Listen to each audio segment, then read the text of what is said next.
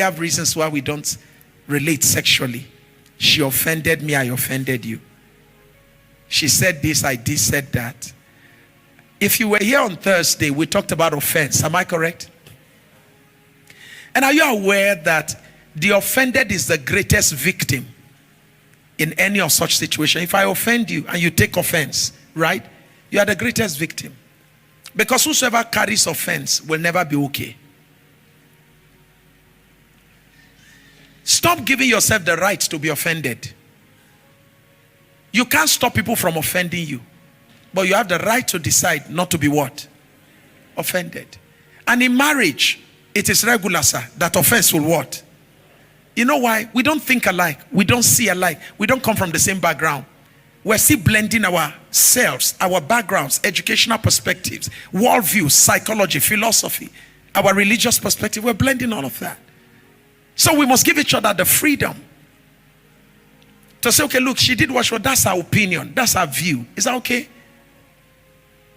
Now for me to take offense and end up becoming the wound, I was offended, and this time around I'm hurting myself. Offense is not good for you, because don't forget that once you begin to abhor offense, it shoots up your cortisol, affects your heart, affects your blood pressure, affects your hormonal balance, affects you in every way possible. To that end, it is not wise for us. So 3 things, couples that are highly effective, 3 things that they keep very strong in their marriage. Number 1 is that they do what? What is their number 1 strength? And in communication, I said there are 3 things they master. Number 1,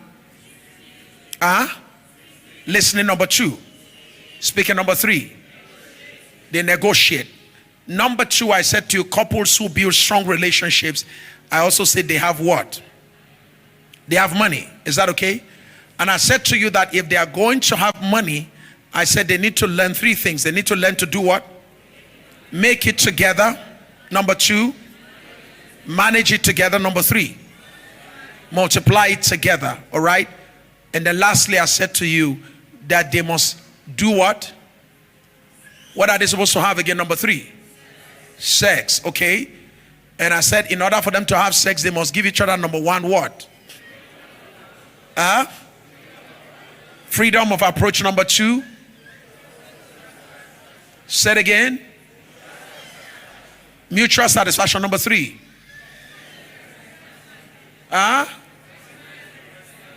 very good. And I've been able to show you how that the benefit of sex, is that okay? That's why I took some time to show you how benefits. So sex is not punishment, sex is a reward.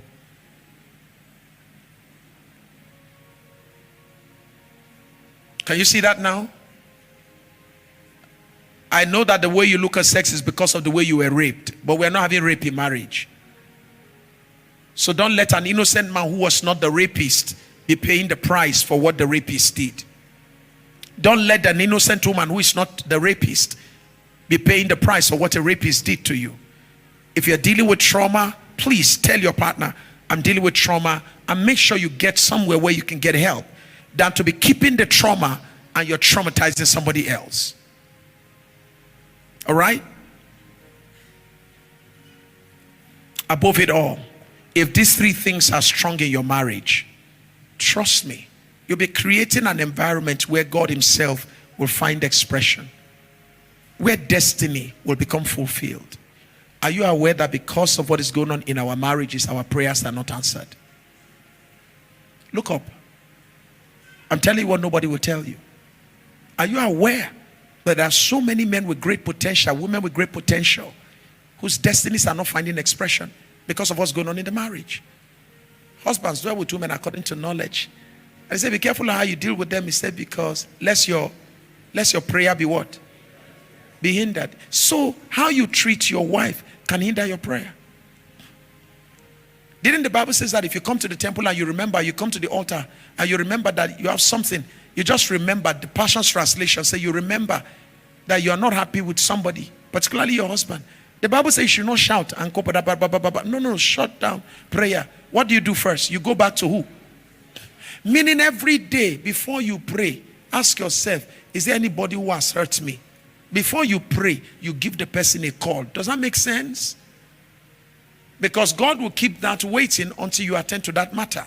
It's a principle of the kingdom. You can't bulldoze your way through it. That is why sometimes it's better to be single than to be married. It's dangerous to be married and you'll be harboring offense.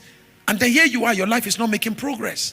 People are moving forward, you are not. Business doors are blocked everywhere. And you're wondering, and you're thinking it's a curse. Maybe some people are working against you. No, it's the issue in the marriage. A house divided against itself. Talk to me now. And look at your marriage. Are we together? Are we together?